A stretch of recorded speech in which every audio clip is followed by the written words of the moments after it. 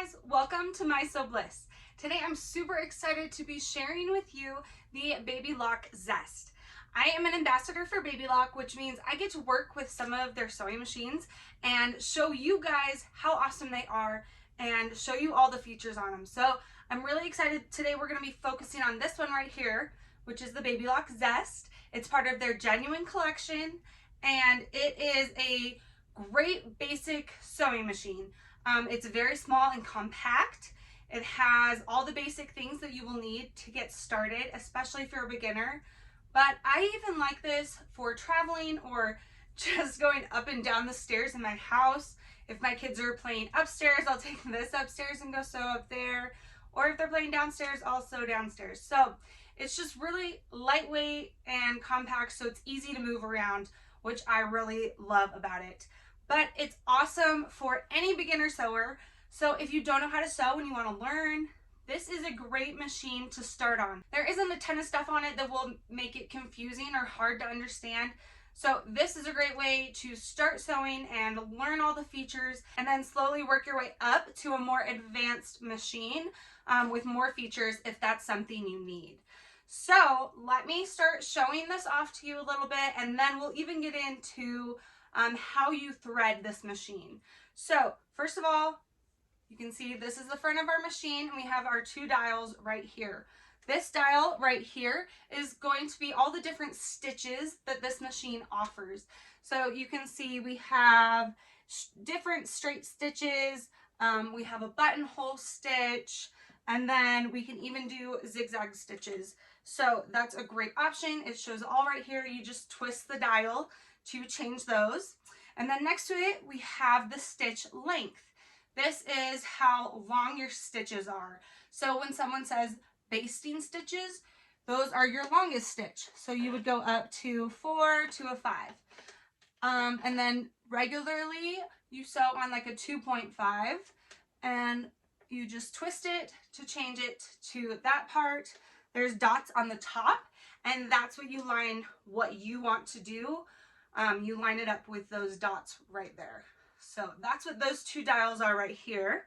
And then we have our reverse stitch right here. You just pull this lever down and that will reverse your stitching to go backwards. So like a back stitch, that's how we do it right there. Then on the side, this is your hand wheel. If you turn this, it makes the needle go up and down. You never want to turn it towards you.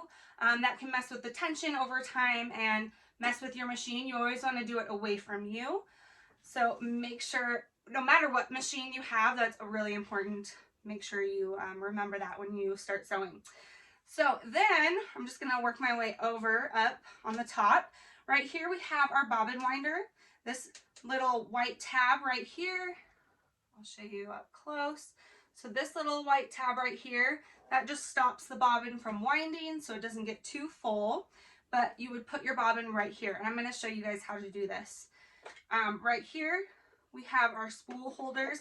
So that way you can do either 1 or 2 spools. They're both right here. This is your carrying handle. Perfect right there. And then we have our bobbin tension right here. This little, looks like a screw. That's going to be for our bobbin tension. And then over here, we have our levers that are for threading. So again, like I said, I'm going to show you that in a minute. Back over on the side, I should show you this. Here is the on-off switch. Here's where I plug it in. I don't have it plugged in right now, obviously, but that's your on and off switch. And then we have over here is your needle. Your bobbin case is over here. So this is a really important area. Let me get a little closer in so I can show you all the features on this. Okay, I placed this board behind it so that way it's kind of easier to see and not as many distracting things in the background. So now I can show you, this is our presser foot. And this comes off. There's a lever right in the back, this right here.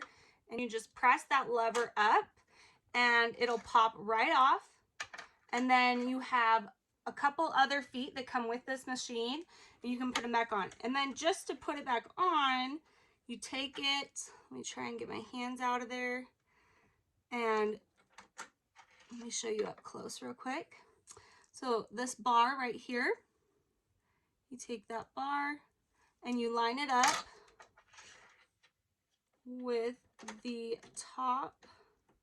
There's a groove that you just line it up with, and it's kind of tricky to do with my nails on.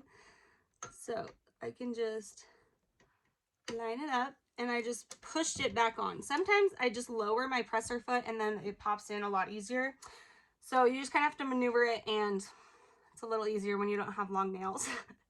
But then you can see I have my needle right here, and just all the parts that hold the presser foot and then that hold the needle right up here. If you ever need to change your needle, this right here, this black part, is what we're gonna twist towards you, and it'll loosen that needle and it'll slide right out. Let me show you. It'll just slide right out.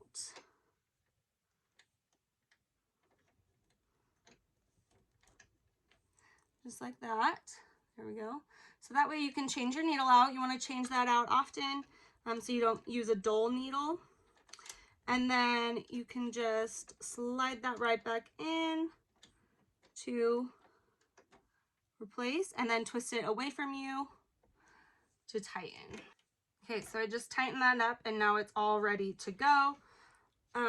So those are the important parts of our presser foot. Underneath the presser foot, you can feel, if you just run your finger along them, there's these grooves. Those are the feed dogs, and they actually feed your fabric through. So you have this presser foot down, and then it goes on top of the feed dogs and helps move it along. So if you ever hear that reference, that's what it's referring to. So that's a little bit about the front, the needle, the presser foot, the side. Last thing I want to show you on the outside of it is this lever right back here. This raises and lowers your presser foot. So if I lift it up, now my presser foot is up. And if I pull it down, now it's going to be all the way down, and that's going to pinch your fabric down and make it so it can sew. So now I want to show you where the bobbin is on this machine. So for this one, it has this cool arm that just pops off right here. So it opens up this right here. And this is actually a storage compartment. I'll show you in a second. But this you can just open up. It has a groove on the side right here. So you can just grab that and open it up. Since I have it on this box, it doesn't want to open, but there we go. Okay. And in here you can see the bobbin case. So this is all metal. I really love this one. It can be a little tricky at first. I'm going to raise my presser foot so I can pull that out because the thread's stuck. So this is your bobbin case right here. Let's see if I can hold it. There we go. So right here it has this little part that opens and closes, and that's for you to pull it out of your machine. So it just pops out like that. And then if I take my bobbin out, so this is my bobbin, oops, that's what it looks like. And I'm going to show you how to thread this in a minute. So that also, I'll just show you really quick, can pop right back in, just like that. You also want to make sure this is closed. Sometimes I haven't closed that, and then I've tried to put this back on, and I'm like, why isn't it closing all the way? That's why. Like, silly little thing that sometimes you just don't even notice things like that. But that needs to be closed, and then that can slide right back on. But let me show you inside. There's a little storage compartment. Perfect. And the machine comes with all these little goodies right here. So we have some more bobbins, some needles. This is a seam ripper. Let me pull out the extra feet and show it to you. This right here is called a darning plate. So this is a different plate to put on right there. This right here is a buttonhole foot. So that's for when you make a buttonhole, and you would adjust, you would adjust this one right here to the buttonhole one. And then we also have two other feet. Let me grab those. Oh my goodness. Okay. So we have, this is your zipper foot right there. So So you can sew on either side of your zipper. And this one right here is your blind hem foot. So if you guys want tutorials on those, let me know in the comments down below. I can do tutorials on all the different feet that this machine comes with, what they do and how to use them, how to put them on, that kind of thing. So I just like to keep that bottled up and in here for whenever I need to use all that. So that way it doesn't get lost and it's always with the machine. So then you just slide that back on. There's a hole over here and over here that they have to line up with. So just make sure it lines up and it just pushes right back on. So that's how we get to our bobbin, and that's how we get to the extra supplies. So I think I've covered the basics of the whole machine. So let's show you guys how to thread the machine. One thing I forgot to mention before we thread the machine, very important, is our foot pedal. So this is what plugs into the side over here. You put it on the ground and you press it so that you can make the machine go. So that is what this is. So I'm going to plug mine in for us and I'll set it on the ground. And now it's all ready. You can even turn it on. We have our little light right here. Perfect. It's ready to be threaded. So the first thing I want to show you actually is I'm going to show you how to wind a bobbin up here. So I'm actually going to take one of these bobbins out that came with my machine. So this clear one right here, and I'm going to show you how to wind that, because that's a very important part of sewing. So I'm going to stick that on top and put my spool up here. Okay, I'm going to do it from this angle. It'll be a lot easier for you to see what I'm doing and how to do this. So I just put my spool of thread on there. Wind this up a little more, it's kind of long.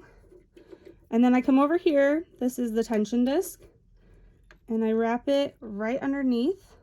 So I came right in there. So I'm wrapping it right around that. And you want to pull it through so it still moves. It's not caught where it won't move, but you know that it's caught in the tension because there's like a tiny resistance to that. So I just wrapped around that. I can pull it through. Now I'm going to come over here to the bobbin, and I just said push that bobbin onto the top, just like that. It snaps in place, and I just take my thread and wrap it around a few times. Kind of pull, oh man, make sure it's tight enough, and it'll just hold in place. I kind of have a lot of thread, so. Okay, and then I'm just gonna hold that, push the bobbin, so it just slides right over to the point that it'll stop. And then something that's unique on this machine is you actually have to pull the handle, the hand wheel out for this to be in effect. So this stops the needle from going so that you can wind your bobbin. Now I'm gonna press my foot pedal and it'll start winding.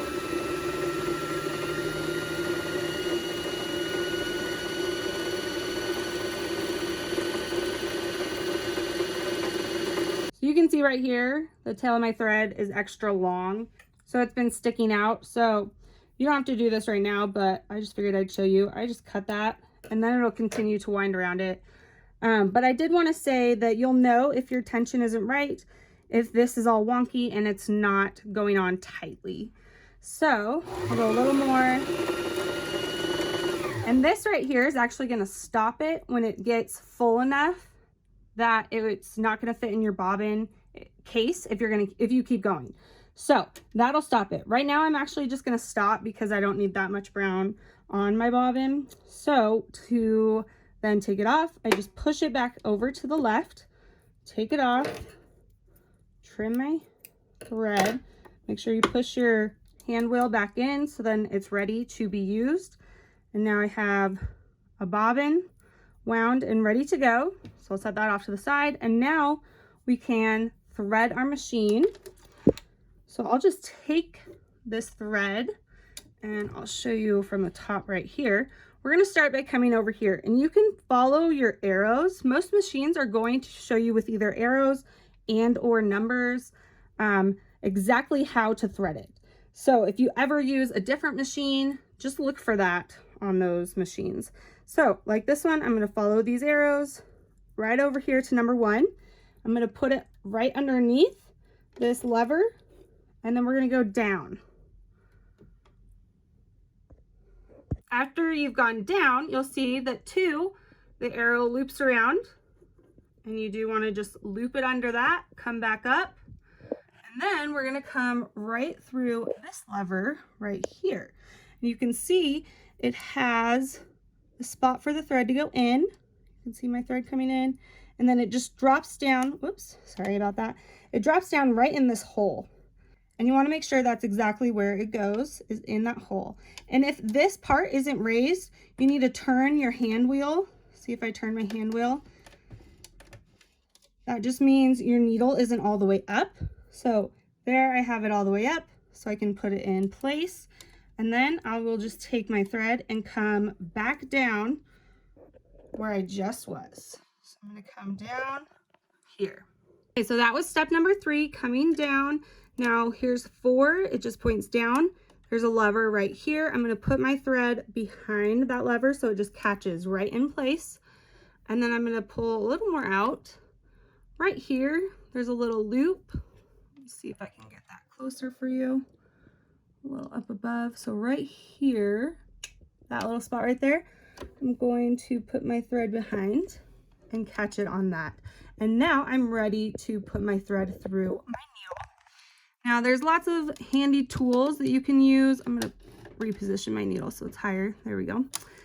That you can use to thread your needle. Typically I'm just lazy and I do it by hand. The more you do it, the better you get at it. But some machines do come with threaders. This one does not have a threader, so I just do it that way.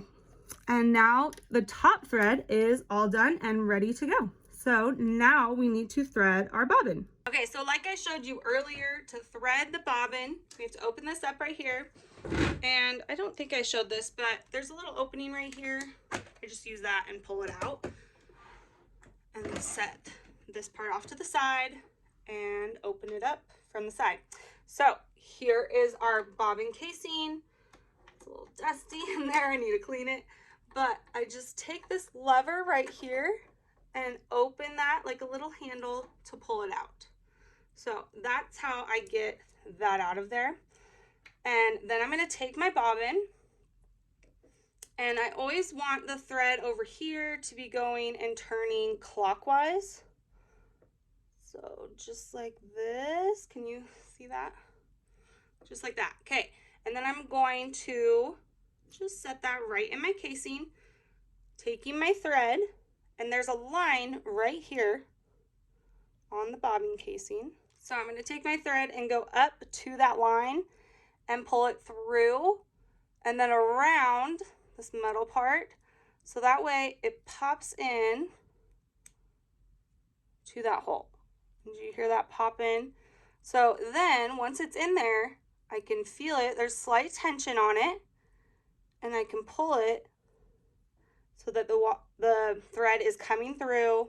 The bobbin's in place. I do have to hold the bobbin so that it's not falling out while I move it, but it's in place when it's right there in that hole. It's coming through, up through out of this metal part, but it's just in place right there. So then I can turn it around, pull my thread out of the way. I always pull it to the right side, and then I take that little handle. I'm just going to hold that. The arm right here, I believe that's what it's called, goes right here at the top. There's this little notch. Let me see if I can get you closer to see that. Okay, so right there at the top where I'm going to push this in is that little notch that I'm just going to push that arm into. And you just hear that click. So let me pull it out again. And it just clicks into place. I let go of that, and I just leave my thread off to the side just like that and close it. And then even before I put the casing back on, I do like to make sure my thread is coming up up through this part right here. So let me show you how I'm going to do that. So here's my thread, my bobbin thread over here, and then my needle thread is just right off to the side on the left side. And I'm going to hold that, and then just with my hand wheel over on this side, can't really show it right now, we're too close, but I'm just going to twist it towards me. Remember, always go towards, and that needle goes down to the plate, and see how it just loops that bobbin thread right there. So I'm going to pull that through. Now I have both my threads, and I'm just going to leave those in the back. Take this arm piece back on, push it in place, and now we are ready to sew. All right, guys, that is everything that you need to know about the Baby Lock Zest, or at least I hope. So if you have any questions, if there's anything I missed, make sure to leave them in the comments below, and I will try to get back to you and help you out with anything that you're having issues with. I really love this machine. I love being a Baby Lock ambassador. They have so many awesome machines, and I'm just so glad that I get to work with them. So make sure you go and check them out. I'll put links down below for this machine and all the other tutorials that I've done with this machine. It's just such a great beginner machine, but really it can do so much. So please go and check it out, and make sure to subscribe for more sewing tutorials and information, and I will see you guys next time. Bye!